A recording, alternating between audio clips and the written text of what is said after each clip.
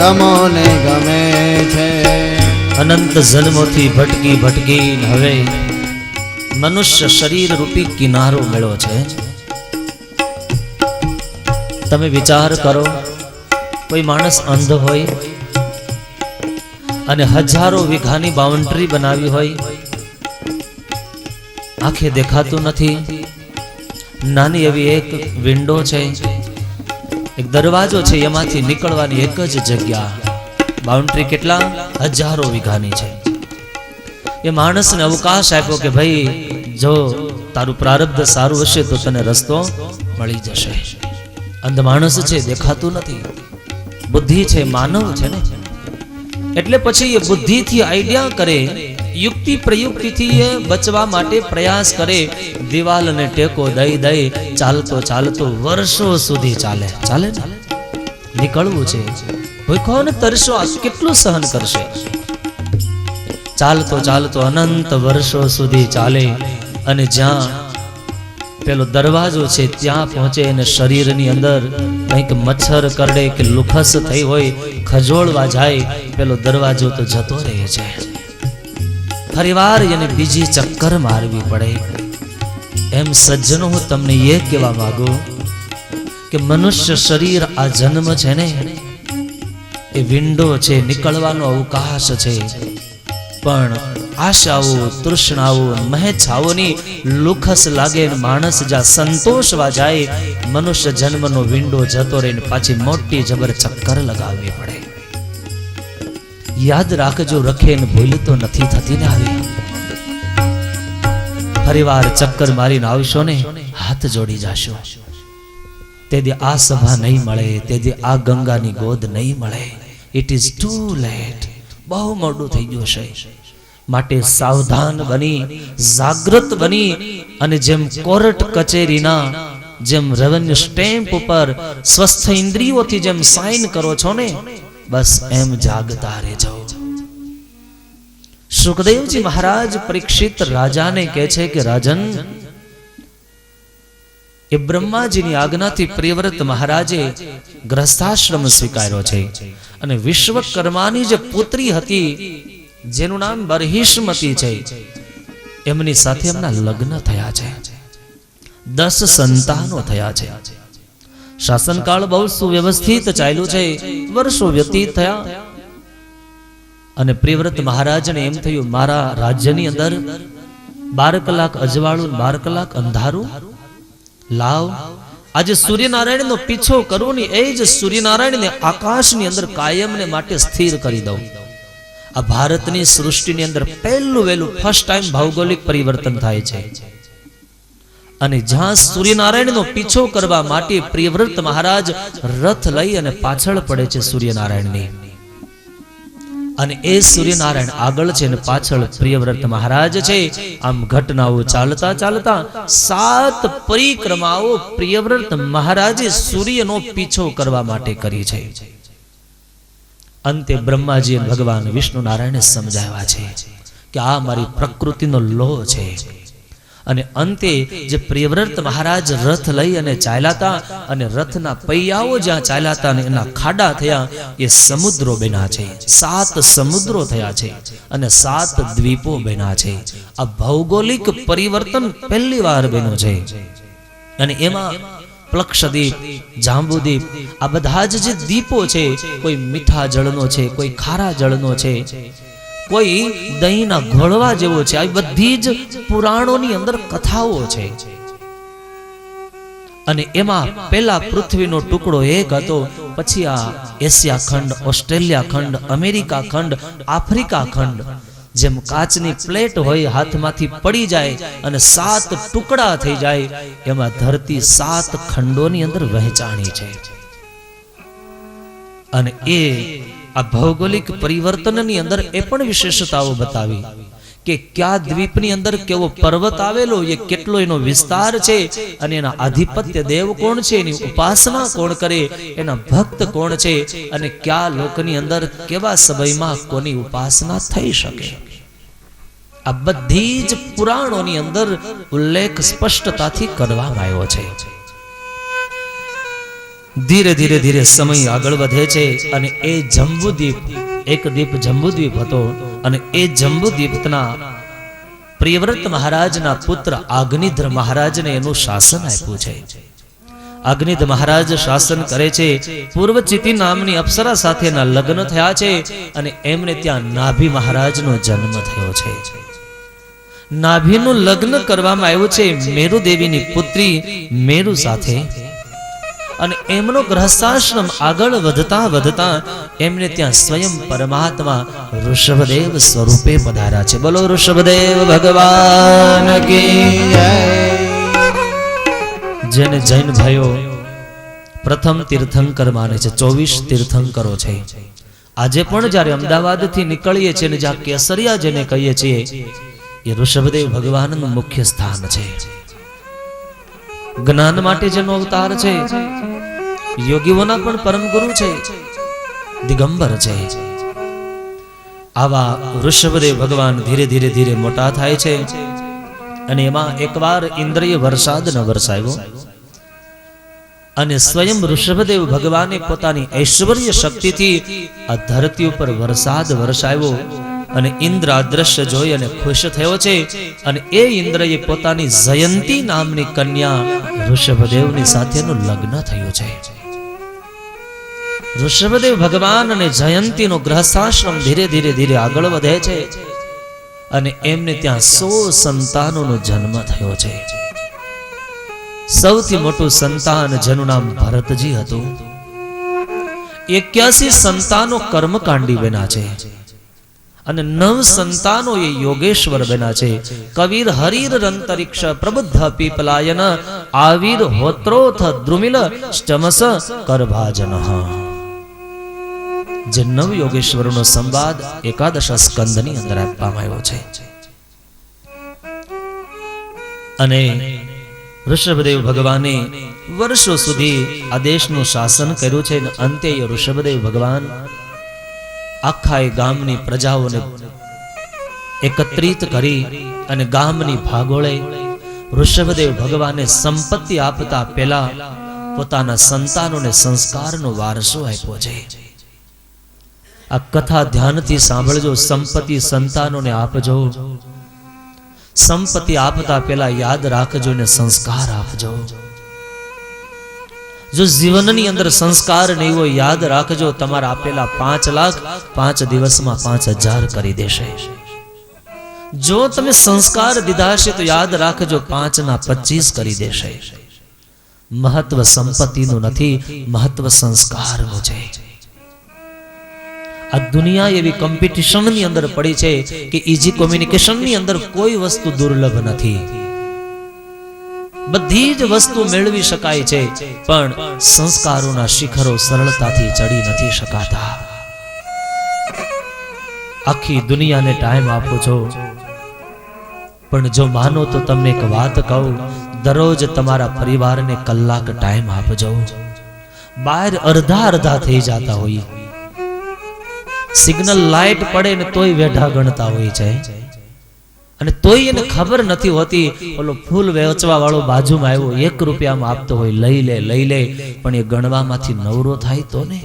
નહીતર 1 રૂપિયાનું ફૂલ લઈ જઈને જો ઘેરે આપે કેટલા રાજી થઈ જાય.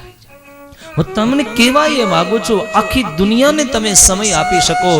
તમને જે જીવન આપ્યું છે, તમારા આધારે જે જીવે છે, એ પુત્ર હોય તોય ભલે, પત્ની હોય તોય ભલે, તમારા મા બાપ હોય તોય ભલે, એને ટાઈમ આપજો, સમય આપજો. વૃદ્ધ મા બાપ તમારી પાસે સંપત્તિ નથી માંગતા. ઘરના ખૂણાની અંદર પડેલું જીવતું જાગતું જે દેવ છે એ તમારી પાસે સંપત્તિ નહીં માગે, સમય માગશે. કામેથી ઘરે આવો 5 મિનિટ બાપાના પલંગ પાસે બેસીને પૂછજો કેમ છે. તમારી 5 મિનિટ આખા દિવસનો એનો થાક ઉતારી નાખશે. અને યાદ રાખજો, એ બાપના હૃદયમાંથી કે માના હૃદયમાંથી નીકળેલો ઉદ્ગાર તમારી પેઢીઓનું કલ્યાણ આપજો, સમય આપજો. વૃદ્ધ મા બાપ તમારી પાસે સંપત્તિ નથી માંગતા. ઘરના ખૂણાની અંદર પડેલું જીવતું જાગતું જે દેવ છે એ તમારી પાસે સંપત્તિ નહીં માગે, સમય માગશે. કામેથી ઘરે આવો 5 મિનિટ બાપાના પલંગ પાસે બેસીને પૂછજો કેમ છે. તમારી 5 મિનિટ આખા દિવસનો એનો થાક ઉતારી નાખશે. અને યાદ રાખજો, એ બાપના હૃદયમાંથી કે માના હૃદયમાંથી નીકળેલો ઉદ્ગાર તમારી પેઢીઓનું કલ્યાણ થઈ જશે. મંદિરની અંદર બેઠેલા દેવ તો પછી રાજી થાય છે, અને મા બાપ જે ઘરની અંદર બેઠા છે એની આંતરડી જો કકળાશે, એની આંતરડી કકળાવીને કોક દિવસ ભગવાનની મૂર્તિના દર્શન કરજો, એ મૂર્તિમાં દૈવત્વ નહીં દેખાય તમને. પ્રણામ કરવાનું મન નહીં થાય ને કરશો તો એ તમારો દંભ જ હશે માત્ર. આ વાત 100% છે. આ ખાલી શબ્દના વિલાસ માટે નથી કહેતો, આલોચના નથી કરતો, કોઈની ટીકા માટે નથી કહેતો. આ બીમારી છે એટલા માટે કહું છું. એક નાનું બાળક હોય તોય ભલે ને વડીલ હોય તોય ભલે, નાના બાળકને પ્રેમ આપજો, વડીલોને પૂછજો. અને મા બાપ ઘરની અંદર ન હોય તો વૃદ્ધાશ્રમ ચલાવતા હોય ત્યાં જજો. સામાજિક જે સાર્વજનિક હોસ્પિટલો હાલતી હોય, જેનું કોઈ ન હોય, એને જઈને 2 ફળ આપી આવજો. 5 મિનિટ બેસજો અને અનુભવ કરજો. 10 મિનિટ બેઠા પછી એની આંખમાં અશ્રુઓ હશે, અને એ અશ્રુઓ તમારા અંતરના પાપ ધોઈ નાખશે. શરીરનો મેલ ધોવા માટે તો ડવ અને ઘણા બધા સરસ મજાના તમને સાબુઓ મળી રહેશે, પણ અંતરાત્માને ધોવાનું કોઈ કેમિકલ આ દુનિયામાં નથી. હું તમને કહેવા એ માંગુ છું કે એ ઋષભદેવ ભગવાને સંપત્તિ તો પછી આપી છે. સંપત્તિ આપતા પહેલા પોતાના સંતાનોને ગામની સમક્ષ બોલાવ્યા, એકાંતમાં નહીં. આપણે જેમ દરવાજા બંધ કરીને બેસીએ એમ નહીં, જાહેર સભાની અંદર કહે છે, મહત સેવામ દ્વાર માહુર વિમુક્તે સ્તમો દ્વારમ યોષિતામ સંગી સંગમ. હે પુત્રો, આ શરીર જે મળ્યું છે એ તપ કરવા માટે મળ્યું છે. કારણ કે જીવ જ્યાં જશે ત્યાંના પ્રારબ્ધ કર્મ પ્રમાણે એમને શરીરના સુખો તો અવશ્ય મળી રહેવાના છે. નાહમ વિશંકે નાહમ દેહો દેહ ભાજંદ્ર લોકે કષ્ટાન કામા નરહતે વિડભુજામ્યે સ્તપો દિવ્યમ પુત્ર કાયેન સત્વમ શુદ્ધ્યસ્ય મત બ્રહ્મ સૌખ્યમ ત્વનંત્વમ. કેટલી સુંદર વાત કરી છે. આ શરીરમાં સુખ તો કાગડા અને કૂતરા નહીં મળી રહે છે. આહાર, નિદ્રા અને ભય એકે એક યોનિની અંદર સર્વ સુલભ છે. શરીર માત્ર ખાઈ પી અને વિષયો ભોગવવા માટે નથી.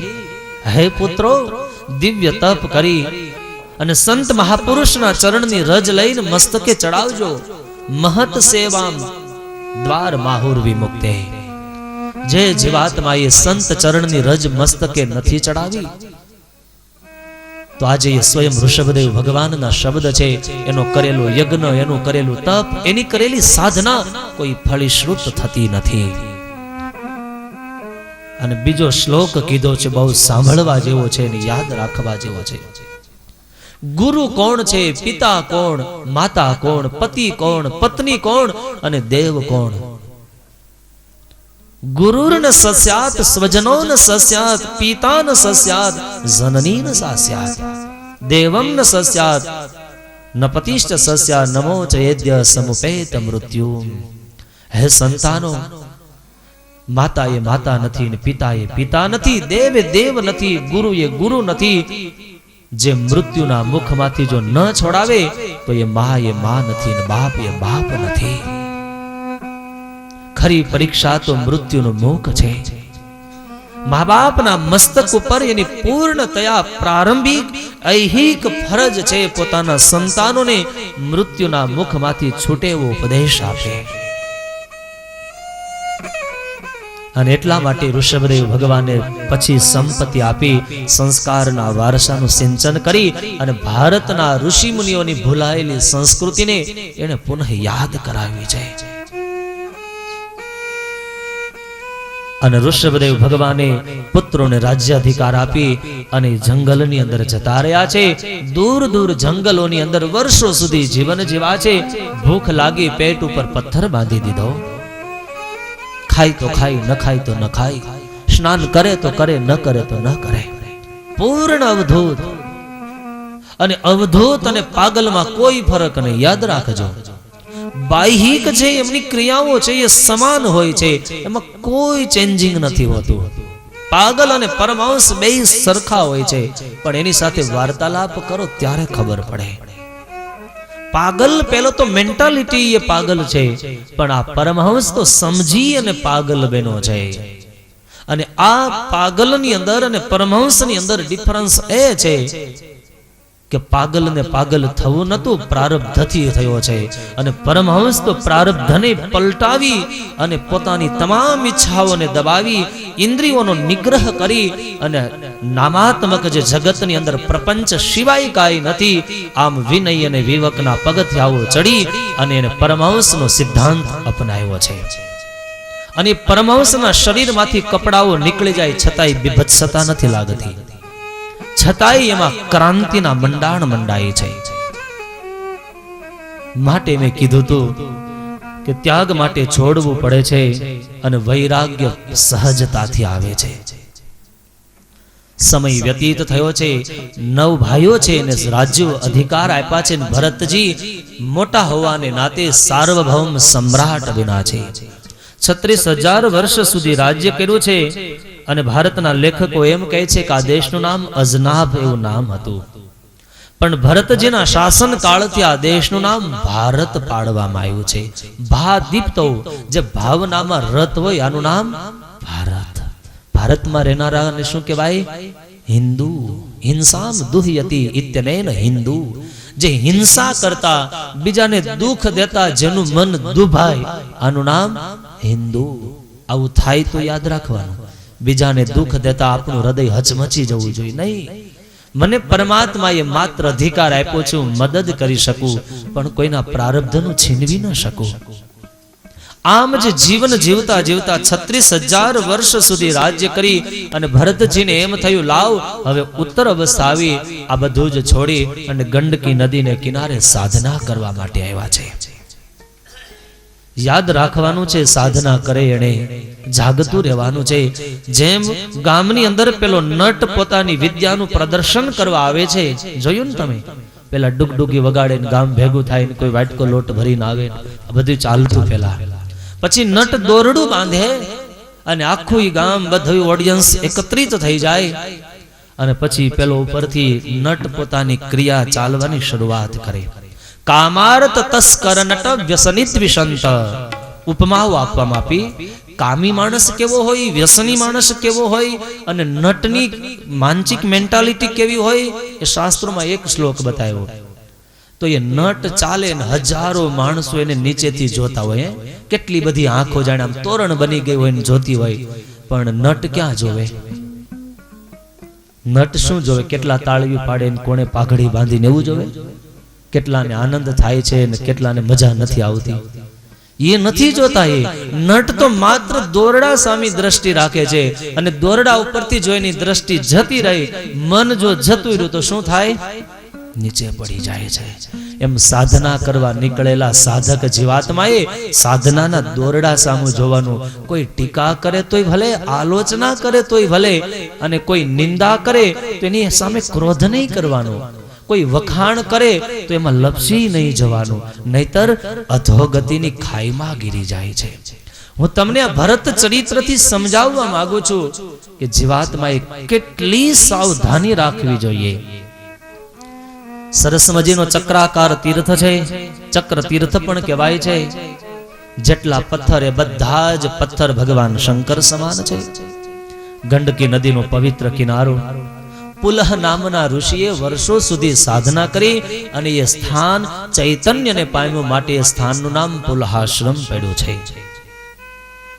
આપણા ભારત દેશમાં જેટલા તીર્થો છે, જેટલા નામો છે, બધાનો અર્થ છે.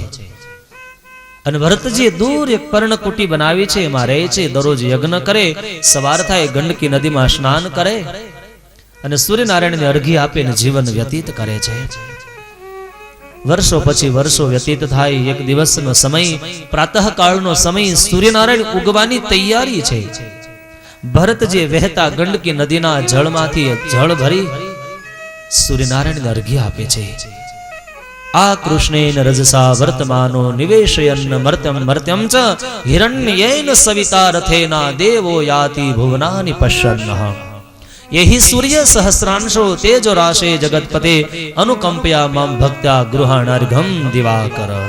હે જગતના સાક્ષી, હે સવિતાનાથ, આવું મારી જળની અર્ઘીને આપ ગ્રહણ કરો અને મારી બુદ્ધિની અંદર પ્રકાશ કરો. ભારતના ઋષિઓ કહે છે કે જે દરરોજ સૂર્યનારાયણને અર્ઘ્ય આપે છે એના જીવનમાં કોઈ દિવસ દરિદ્રતા નથી આવતી. પણ એ સૂર્ય ઉગતો સૂર્ય 10:30 વાગ્યાનો નહીં, જે સવારે જે સૂર્યનારાયણ ઉગા હોય ને એ વખતે કોઈ અર્ઘ્ય આપે તો દરિદ્રો ન પજાયતે, એના જીવનમાં દરિદ્રતા ન આવે. આપણે ખાલી એટલા માટે જ છીએ, આ બધું ભૂલી ગયા છીએ. બસ આ સત્સંગ માહોલથી આ બધું જાણવાનું છે. બની શકે તો પ્રયાસ કરજો. લોટરીમાં નથી ચાહસ કરતા, મળે તો ઠીક, ન મળે કઈ નહીં. એમ આમાં તમને આડઅસર કઈ નહીં થાય ને તમને ન ફાવે, ન ભાવે, ન પચે, ન રૂચે, ફરી વાર આવો ત્યારે મને પાછું આપી દેજો. મારા દરવાજા ખુલ્લા, પાછું સ્વીકારી લેશ. એમ ભરતજી જ્યાં અર્ઘ આપવા જાય છે અને ગંડકી નદીને કિનારે પ્રસંગ વળાંક લઈ રહ્યો છે, એ ગંડકી નદીનું જળ પીવા માટે ગર્ભિણી એક હરણી ત્યાં આવે છે.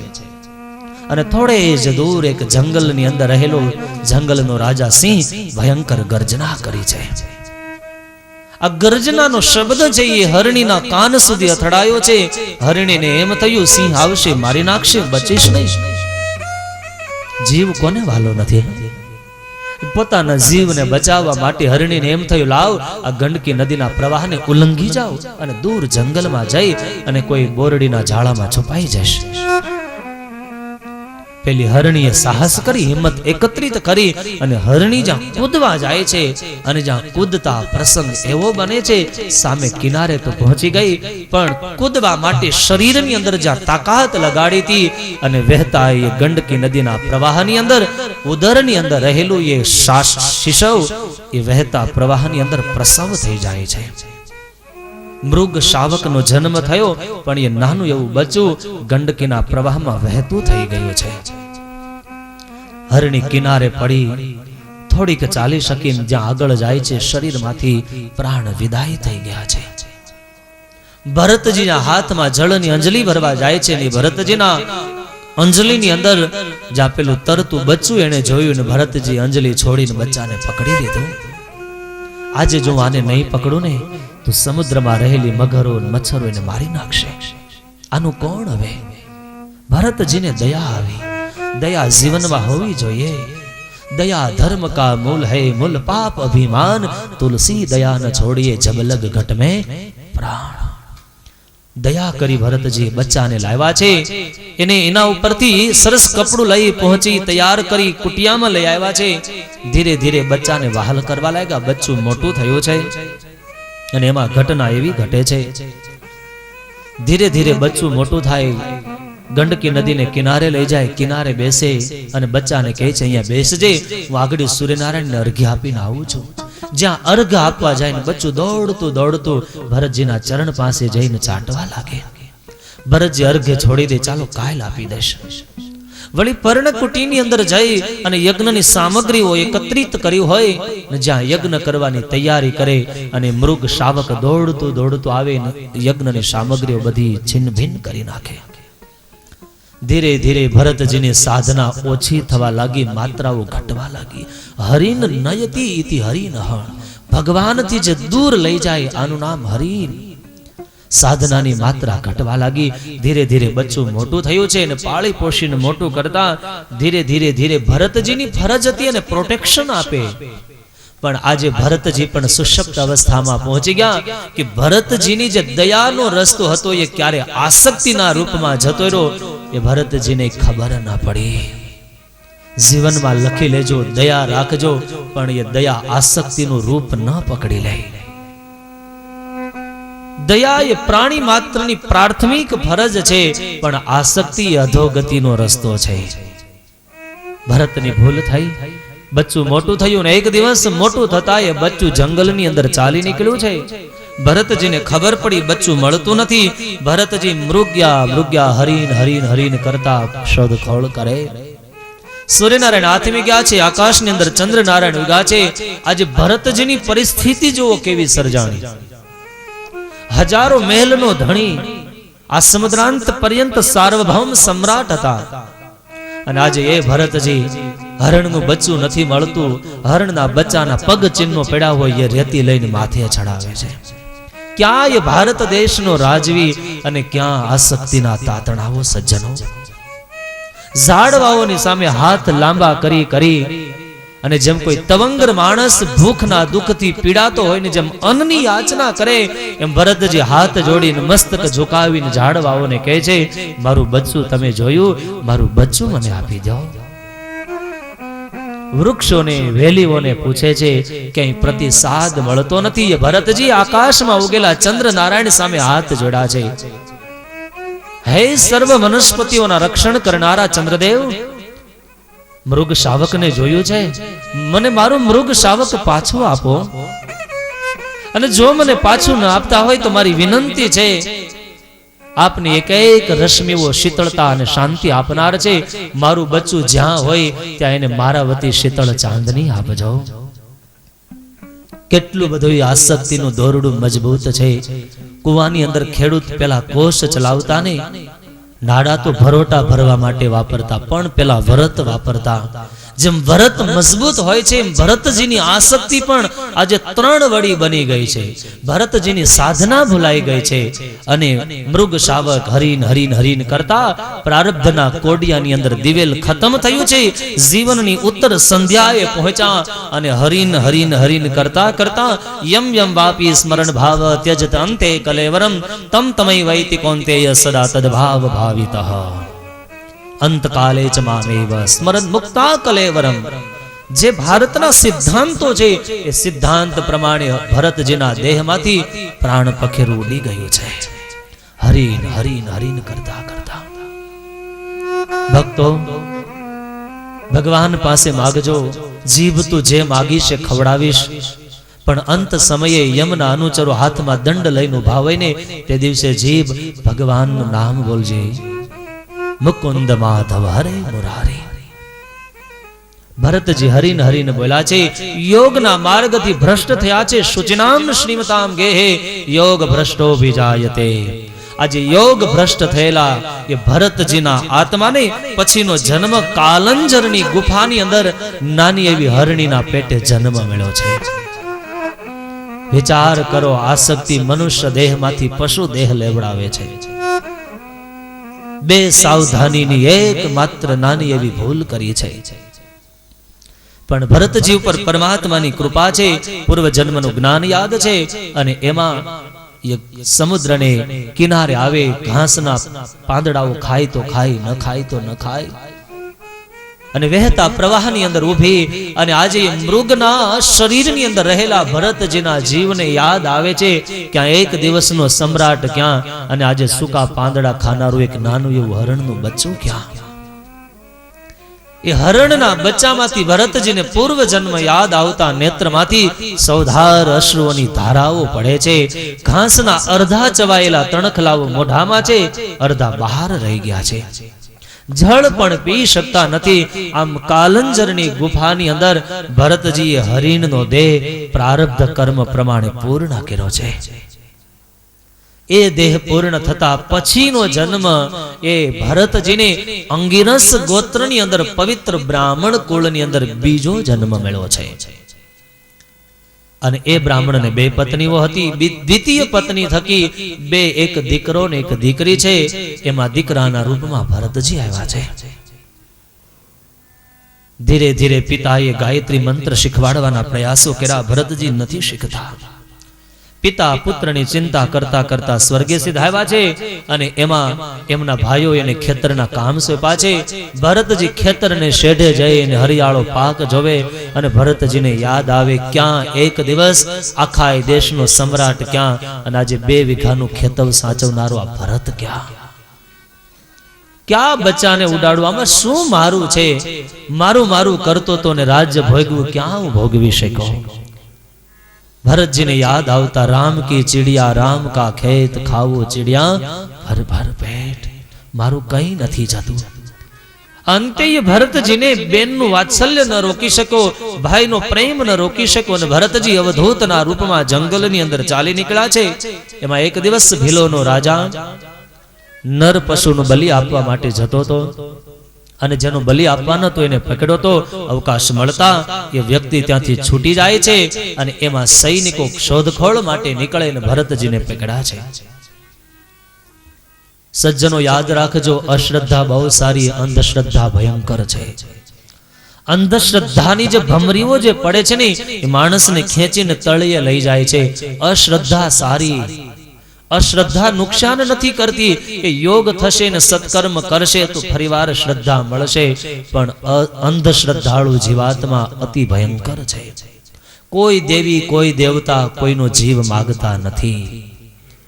ભરતજીને લઈ ગયા છે, દેવી આગળ લઈ જઈ સ્નાન કરાવી, પુષ્પમાળા પહેરાવી, એનું પૂજન કર્યું છે અને મારું લોકો હાથની અંદર ખુલ્લું ખડગ લઈને ઉભા છે અને જ્યાં આદેશ કરે અને એક ઘા થાય અને ભરતજીનું મસ્તક શિરછેદ બની જાય. પૂર્ણ તૈયારી. પણ એ સમયે કાલિકા દેવીની જે મૂર્તિ હતી અને આજે એક માં પોતાના સંતાનનો જીવ કેમ લઈ શકે? અને વ્યાસ નારાયણ ભાગવતની અંદર સાક્ષી પૂરે છે કે એ મૂર્તિમાંથી ભયંકર અવાજ આવ્યો છે અને ખુલ્લું ખડગ લઈને મારવા તેલા મારું નહીં. એ કાલિકા દેવી મૂર્તિમાંથી અટહાસ્ય કરતા પ્રગટ થઈ અને એના હાથમાંથી તલવાર લઈ અને મારનારાઓના જ મસ્તક ઉડાડી નાખ્યા છે. ભરતજીએ મસ્તક ઝુકાવ્યું હતું. એ